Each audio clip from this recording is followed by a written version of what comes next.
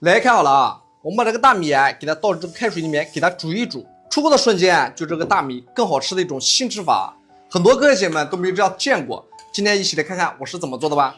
这个过程呢，我们大概给它煮个5分钟啊，然后我们再给它捞出来。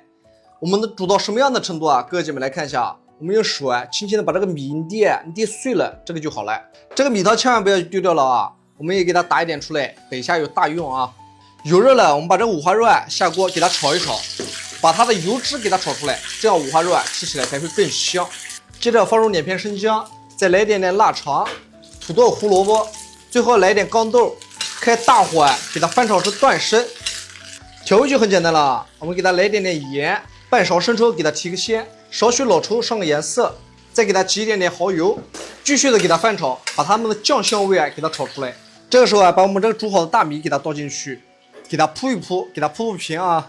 然后这个时候啊，我们在里面找个筷子，给它戳几个小洞，方便它排气。把这个舀出来的米汤啊，顺着锅边给它淋一点进去，扣上盖子啊，给它开个中小火，给它焖上个15分钟啊，就这么简单。等一下我们看看效果怎么样，方法和技巧啊都教给你们了。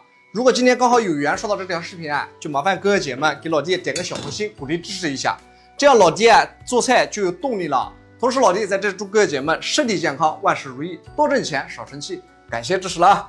好，时间到了，我们来看看效果怎么样。哇塞，真的是太香了！我来铲一个给你们看一看，这底下，哇塞，特别的漂亮啊！我们给它简单的拌拌就可以开吃了啊。在拌的时候啊，就能闻到这个香味，特别的浓郁啊！